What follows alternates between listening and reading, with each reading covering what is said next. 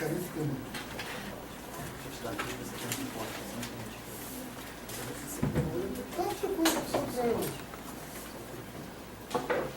Alguém? Isso. Então, João, depois Mariana. Vai, João. Pode levantar, João? Levanta e se apresenta. Meu nome é João, sou aluno de economia, segundo período da faculdade. A minha pergunta era se, para os dois até, se ainda hoje existe uma onda conservadora, como se vem dizendo, através das eleições que se passaram agora, e se o projeto do PT desenvolvimentista ainda atende essas demandas que o professor agora acabou de citar do Nacional Desenvolvimentista. Vocês vão votar? Meu nome é Marina, eu estudo economia aqui. E assim, é só uma curiosidade, porque você vai falar no finalzinho que a concepção hesiana, de natureza humana, é que ela é competitiva. Então eu quero perguntar para vocês dois se vocês acham que existe uma natureza humana e como seria ela? Você tem que perguntar para o Rodrigo, que estudou ontologia. Mas essa pergunta vem exatamente das minhas ânsias estudando com o Rodrigo e com o Maraca. Essa questão da ontologia também? Eu falei que você está cercado. E ela também estudou, tem mais alguns infiltrados no sala. Mais uma pergunta, gente?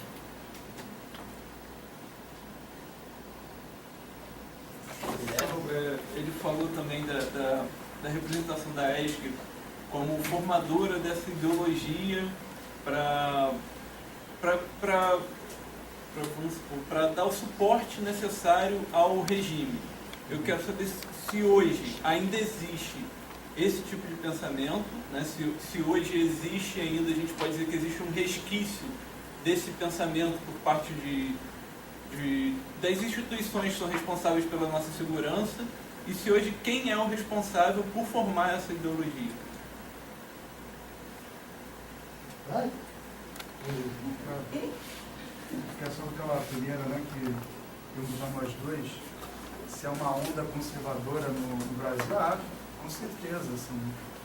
Agora, as duas questões, por exemplo, essa onda conservadora não nasce do nada, ela também não é de hoje, né? Basta ver, você vai ter a exposição do Luiz Cláudio, né? É uma coisa que foi constituída, né? 64, por exemplo, lançando mão questões de elementos como esse discurso, né? Um discurso de desenvolvimento nacional, uma visão de mundo muito de elite empresarial e tudo mais, sem componente forte de religião, né?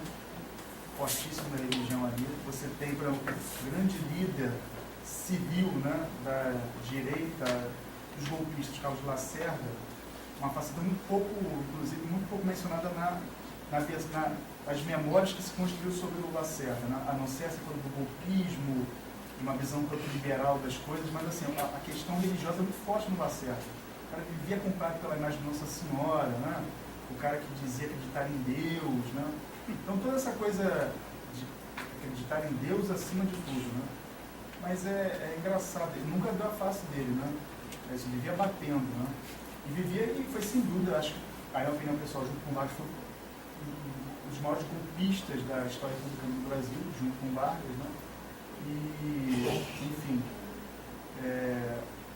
então essa questão da religião, não é de hoje, né? Essa questão do estímulo, argumento religioso, a visão maniqueísta religiosa, né, de hoje. Além do que, assim, nessa época mesmo, você tem muito padre, né? Essa coisa da bancada religiosa também não é de hoje. E outra coisa, não foram os evangélicos que descobriram que é legal estar no Estado. Os católicos já faziam isso há muito mais tempo, né? Você vê a igreja, peso da Igreja Católica no golpe de 64, né? Até depois, na resistência, né? Na esquerda, né? Enfim, mas é tudo muito forte nessa época. Então, assim, outra preocupação minha, quando a gente fala isso, para mim é evidente, né? Há uma onda conservadora assim, que se atualizou depois de um momento assim morto, na década de 90, era até feio, concordo. Era feio, as pessoas tinham vergonha de dizer que era conservador. Agora, voltou essa autoestima, acho até bom. Voltou uma autoestima, ser reaça é legal, né? E essa uma coisa bem conservadora mesmo, além de direita, né? Porque às vezes tem isso, né? O cara é conservador, mas não é de direita, não tem nem noção, e não é nem liberal. Você pergunta muito conservador aí, você leu Locke? Não. Você leu Hobbes? Não. Você leu Hayek? Que isso? É um piloto de Fórmula 1? Não. Friedrich Hayek? Não. Então, assim, as pessoas não têm a menor leitura, não têm a menor cultura liberal, são atrasadas mesmo, né? São quase que, sei lá, ignorantes. Agora, o fato é que isso também não é só brasileiro, eu já ouvi muito isso. Aí tanto que faz que o pessoal, eu vou sair daqui, eu vou para Miami, eu vou para o Uruguai, né? Enfim, não é uma coisa só brasileira. Eu estava vendo semana passada, há um grupo forte crescendo na Itália, que é exatamente isso, um grupo que não quer mais ver beijo entre homem na televisão. Então, eu acho que é uma coisa mundial, né? Mundial. Só que aqui talvez seja mais agressiva no sentido de que, eu acho que às vezes se mistura isso, né? Conservadorismo com ideal, ideologia e ignorância. Na verdade, o cara é estúpido mesmo, é ignorante. O caso do Lobão, né? Você pergunta aí o que ele leu na vida de liberal, né? Acho que ele nem sabe o que é isso. Eu conheço até um que diz assim, eu sou libertário. Peraí, libertário? Aí você vai, não, eu defendo privatização, eu sou a favor de UTP, eu sou a favor de tratar a pobreza através da bala, peraí, você não é libertário. Seria liberal? Não é a mesma coisa, não? Então, assim, e a outra pergunta, a questão da natureza, você perguntou, né? Bom, isso é para lá de... aí teria que fazer umas viagens igual do Lobão, né? Essa é bem estratosférica. Né? Mas olha só, eu fico... na verdade, eu não acredito muito nessa coisa de natureza, mas tem uma trecho do Marx, do Hegel, que é interessante. Ele também usa para se safar, né? A natureza do homem é que ele é um ser social, é ser social, né? No sentido de se socializar, de estabelecer relações, eu acho que é isso. E a partir daí, o que ele vai ser a partir daí, dessa natureza dele, entre aspas, até o Norbert Elias, todo o texto que ele discute isso, relativo, não tinha nada de marxista, né? Mas ele fala a mesma coisa, né? E o interessante é a natureza do homem, o que é natural ao homem? É se relacionar. Agora, isso é interessante, porque o que é totalmente antinatural do homem? Esse indivíduo. Então, assim, é engraçado que essa coisa é gozado de se ver a natureza liberal, né? Você vai ver um cara, Marx tudo bem, o cara era antiliberal, mas o Norbert Elias, que era um conservador, o liberalismo é a coisa mais racional que pode existir, é contra a natureza do homem, tá? Todo mundo se fechar, acreditar nas suas, né? Se fosse assim, o homem nem falaria, né? Você vê, a própria linguagem é um processo de aprendizagem do homem com outros homens, quer dizer, homem e mulher, logicamente, né? Da pessoa com outras pessoas. Então, se for ver por aí, né? O homem, o indivíduo liberal não teria nem linguagem, né? Bom, João, o historiador gosta de falar do passado, que é mais fácil. Que é uma onda, eu acho que, não sei se onda é a palavra certa, acho que há um universo, uma parcela muito expressiva da população brasileira que é conservadora, ou se quiser chamar de direita, seja por convicção doutrinária, seja por circunstância. Cara, pode ter muito bem ter votado no PT em 2003 e hoje foi de Aécio. Na próxima você não sabe se ele vai de Lula ou de Chuchu. Então é uma coisa assim, você não tem... Bolsonaro. Ele reflete um momento dele, da vida dele, da situação dele, diante do país, e não exatamente uma raiz ideológica convicta. E você tem aqueles que são. Mas isso aflorou, e está aflorando muito intensamente no mundo, sobretudo depois de 1991.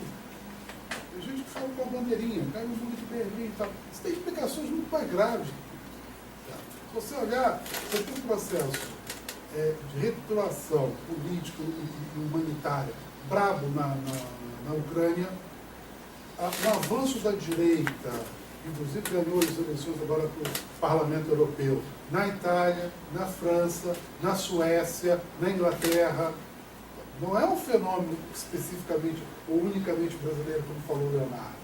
Você tem uma conjuntura que está ficando tensa, conflitante, em escala mundial. Porque as contradições do capitalismo em escala mundial, seja do imperialismo, estão cada vez mais se expondo. Ora, eu digo assim, você pega no Brasil, por exemplo, eu acho que uma parte do voto do Tiririca é voto de gaiatice. Mas o voto do Bolsonaro não é voto de gaiato. O voto do Bolsonaro é demonstração de uma convicção. Da mesma maneira que é uma demonstração relativa à convicção, o voto no Jean Willis. Você vai olhar, a direita elegeu alguns caras no Brasil, o Bolsonaro no Rio, mas o Feliciano em São Paulo, Renzi no Sul, que é uma extrema direita. Daquela direita puramente de debate sobre o problema, é uma extrema direita. Então, é uma parcela que assume a luta de classe de um ponto de vista claro.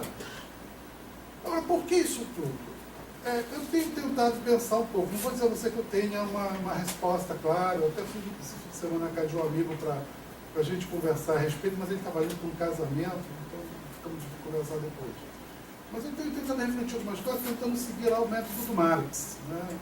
Sabendo que a realidade tem múltiplas determinações, mas essas determinações não são iguais, né? Todas iguais do mesmo peso, da mesma maneira. Ou seja, que há um peso diferenciado da economia para se entender o processo.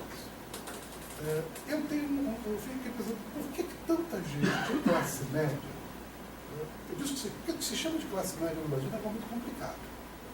Tem gente que acredita que a pobreza foi reduzida no Brasil, que reduziram a desigualdade de renda. Isso é uma maluquice, não reduziu não, gente. Aumentou. Aumentou.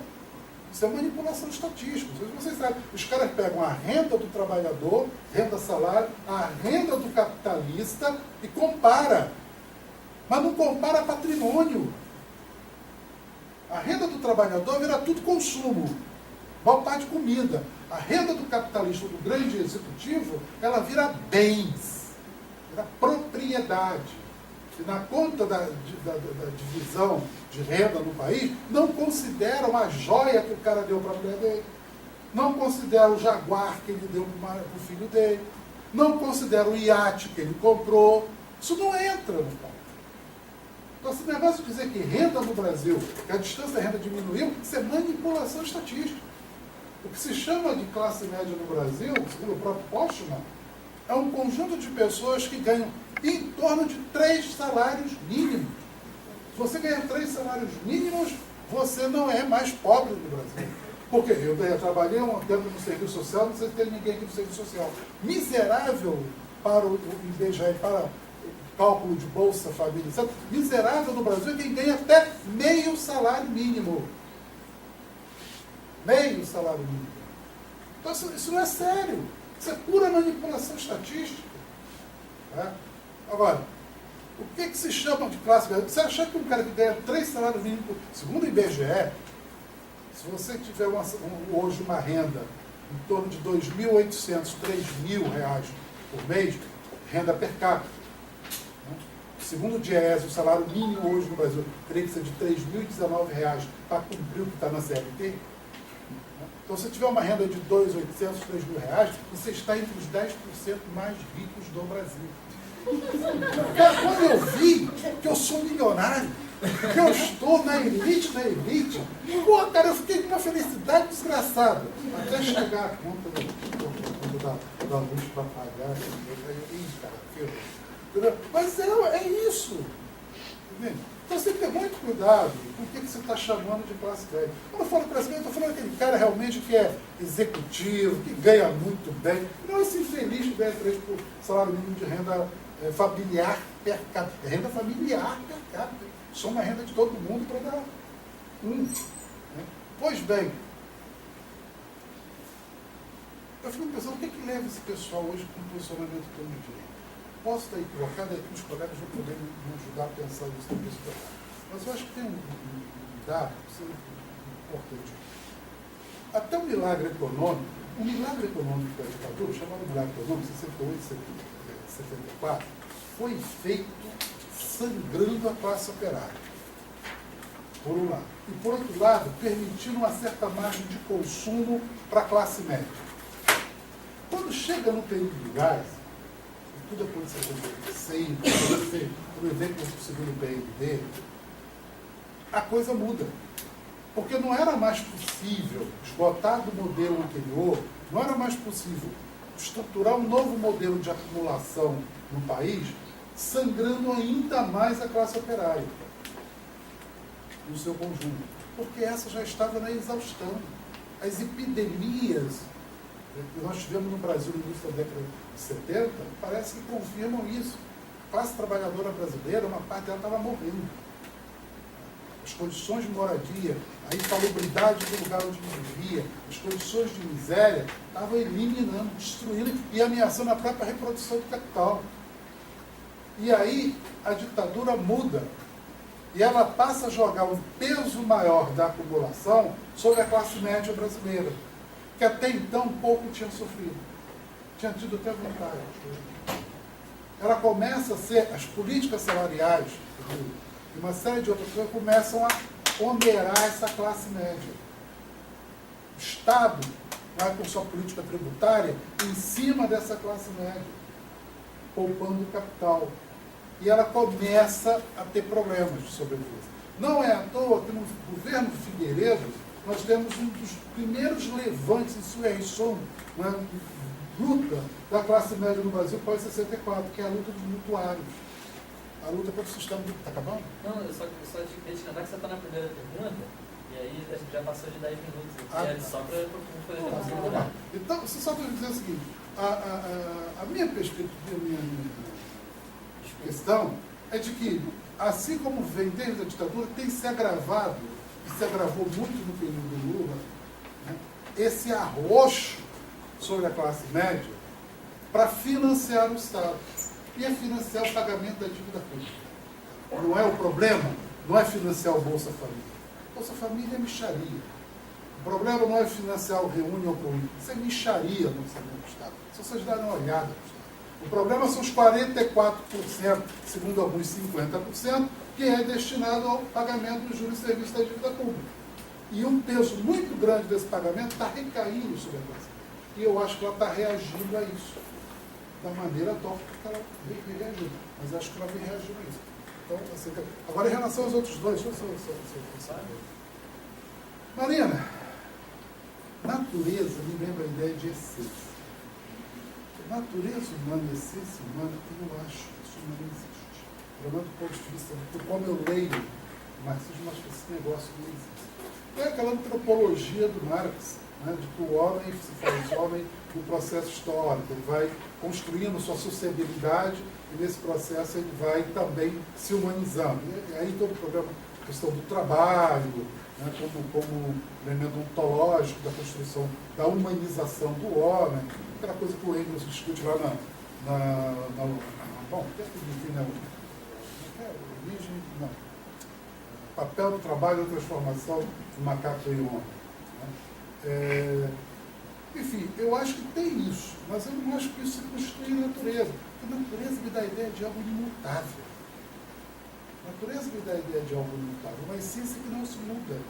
Ora, você pode ter passado por todo um processo de socialização, se constituído de uma determinada forma, mas nada impede que você mude. E outras experiências, e outras vivências, e outras relações, mude você. Então, eu não sei se dá para falar em natureza. Eu realmente sou meio cético e resistente a essa ideia. Eu não gosto muito da ideia de essência humana, de natureza humana. O colega, esqueci seu nome? Guilherme, que falou sobre a ética, a formulação das ideologias na ditadura e agora. Eu posso dizer que o grande formador ideológico da ditadura, e cujos componentes vão ocupar cargos chaves dentro do regime, foi a ESA, no período. E depois, e hoje em dia? Bom, hoje em dia a ESA existe, ela está disputando o Ministério da Defesa com o Instituto Palógeno, que foi criado pelo governo, ela está disputando não só o Ministério da Defesa, mas toda a nova política de defesa proposta pelo governo Dilma, que é uma política de construção de grandes corporações, como a Odebrecht Defesa. O objetivo é transformar, não só o que existe hoje em Bell, Taurus e tal, mas é transformar as grandes empreiteiras brasileiras em construtoras e fabricantes de armamento. A Odebrecht já montou a sua Odebrecht Defesa. Né? Para isso, inclusive, se criou na UF um curso de Relações Internacionais, e está se criando outros por aí, que é para ajudar a formar intelectual civil para atuar no setor de defesa e no Ministério do Trabalho. Né? A ESG está disputando espaço aí. Tem gente que diz que ela está perdendo espaço. Eu acho que não. Você tem toda uma legislação nova que coloca a ESG numa posição que ela nunca teve. Ela hoje tem na hierarquia do Ministério da Defesa, ela está no mesmo nível do Estado-Maior das Forças Armadas. A ESG é quem indica os representantes do Brasil nas relações dos setores de defesa de todos os países da América Latina. Então, a ESG não está, e ela continua formulando ideologicamente. O discurso de inimigo interno, ele não é mais... Quando eu terminei a minha pesquisa, eu falei, Paulo, isso aí morreu. Né? Na verdade, hoje eu diria, não morreu. Ele não tem a ênfase que tinha antes, mas ele está sendo retomado. Está sendo retomado, e quem são os elementos produtores? Eu acho que a ESG é um deles, com menos tranquilidade, menos privilégio do que antes, mas a ESG é um deles. O Instituto Milênio, organizado em São Paulo, é um outro deles. Né? Os próprios comandantes das Forças Armadas, você tem hoje ainda muito comandante que foi formado no período da ditadura. O Almir, comandante do Exército, o pessoal fez academia durante a ditadura. E uma coisa que o governo nenhum nesse país teve até hoje coragem de mexer é na formação das academias e dos colégios militares. O colégio militar é uma excrescência. Começa a botar uma criança de 8 anos no colégio militar. Já acho isso um absurdo. Mas com um programa que o MEC não controla. O livro de história do Colégio Militar do Rio de Janeiro foi condenado pela ANPUL, pelos elogios que faz ao golpe e à ditadura. A academia militar... fala-se que a Dilma vai impor ao Exército aceitar mulheres na AMAN. A Marinha já faz, a Aeronáutica já faz, o Exército não quer, mas dizem que a Dilma vai impor. Isso agora acho até possível que ela consiga impor e o Exército se submeta. Mas isso não altera nada no substancial. Você não mexe no sistema de ensino. Você não mexe na estrutura curricular. Você não altera o que os caras estão aprendendo. Então, isso ninguém mexeu até agora. Agora, você sabe que às vezes alguns desses... Tem um livro do Dreyfus que eu te recomendo, chamado A Internacional Capitalista. Tem muitas dessas organizações que trabalham no sentido de formular a ideologia de uma sociedade, de determinados grupos, que a gente não consegue ver. Que não são públicas, que não são aparentes, que não atuam visivelmente. Agora, a ESG, eu acho que ela está lá e a ideia de inimigo interno está voltando a pessoas. Está voltando. Por quê? Esse inimigo interno não é necessariamente aquele velho comunista, que o Paulo falou, que seria vinculado a Moscou. Não, são os movimentos sociais. O inimigo interno é aquela galera que estava no ano passado nas ruas protestando, e alguns jogando pedra e tal. E o Exército aceitou o papel de polícia. Os caras estão reordenando um armamento. Acaba de ser aprovado o novo modelo de fuzil 5.56. Para que um fuzil 5.56? Isso não é o ideal para uma guerra. Um fuzil de assalto não é o ideal. Se você tinha um fuzil 7.62, agora você está produzindo um fuzil 5.56 nacional para depois já produzir um outro 7.62? Isso é quando você quer matar de perto. Quando você se prepara para matar próximo. Que aí o 762 faz um estrago desgraçado. Pode até matar outro que esteja atrás. Você precisa de um fuzil como esse. Então, não sei. Na minha opinião, há uma tendência a um reacionarismo forte Eu acho que os caras estão se preparando para tratar de conflitos internos. Não é coincidência o Exército Brasileiro estar no Haiti. Espero que ninguém acredite aqui que o Exército Brasileiro está ajudando o Haiti. Ou que alguém esteja ajudando o Haiti. Ninguém está ajudando o Haiti. O Haiti está virando uma forma de exportação de tecido para mão de obra muito barata. Enfim, e essa é uma preocupação hoje, já há algum tempo, dos Estados Unidos. Os Estados Unidos têm Fort Knox, já montado há algum tempo, uma cidadezinha tipo Bogotá, Rio de Janeiro, para treinar a ação repressiva em espaço urbano. Então, eu acho que é muito diferente daquela coisa ridícula do cara botar um tanque virado para a favela. Você pode rir, não vai usar o tanque. Faz nenhum sentido. Não é arma mesmo. Mas os novos armamentos que estão sendo encomendados, esse treinamento que está se fazendo no Haiti, a contra-insurgência no Congo está sendo comandada por um general brasileiro, com tropas internacionais lutando contra a guerrilha local, em nome da ONU. Tem os manés que acreditam que a ONU se preocupa com a humanidade. Enfim, não sei se eu te respondi, mas é difícil saber detalhes dessas coisas. Não, era isso mesmo.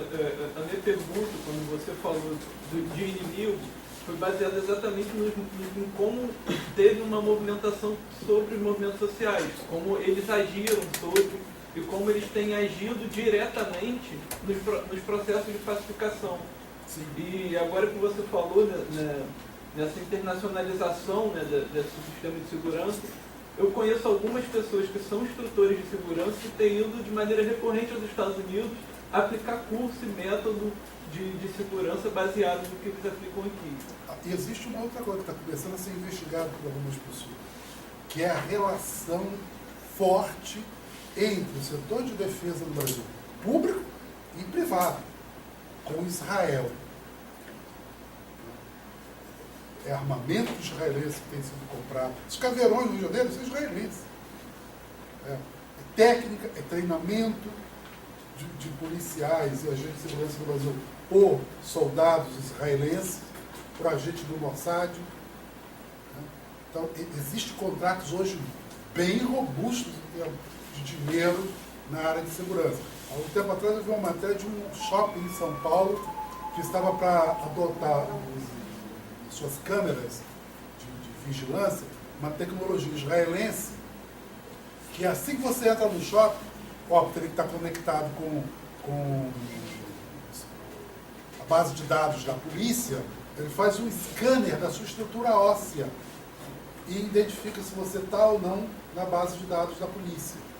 E aí não adianta fazer cirurgia plástica, tirar a barba, botar óculos, ele vai escanear a sua estrutura óssea. Isso em segundos. Então, o Brasil já tem um drone israelense, segundo eles, para vigilância de fronteira. Mas ele consegue ver você a 30 quilômetros de distância.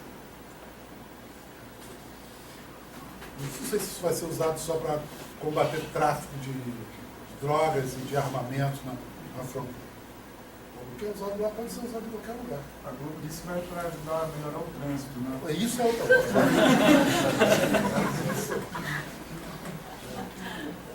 Mata a parte dos motoristas, né? Pois é. Você bombardeia o carro, acabou o pneu. Vamos fazer uma segunda rodada? Alguém inscrito? Alguém quer? Eu tenho interesse, eu espero. Então vamos lá, Rodrigo. Bom, assim, eu vou retribuir o Scout. O Scout são Só vou te pedir para você falar alto enquanto você está de costas, você deve Ah, tá, você está conseguindo me ouvir? Então, bom, eu já me apresentei no começo, né? Rodrigo, professor de economia.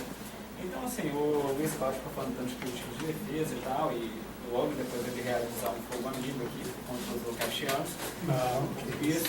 Então, vou retribuir o fogo amigo, eu vou pegar um pouco no Léo também, assim, tal. Então, vamos lá. Assim, a fala do Luiz Cláudio foi falando. O Luiz Cláudio, quando estava no doutorado em educação, fez doutorado em educação, acabou visando uma instituição de educação com o projeto, a defesa do projeto de desenvolvimentista de um determinado tipo, a partir de uma instituição de educação específica. Bom, na resposta na primeira rodada de respostas, o Léo Soares enfatizou a baixa formação da atual direita, ou a direita que tem aparecido. Então, assim, dá para ver um contraste entre uma direita ilustrada, digamos assim, que o Westphal estava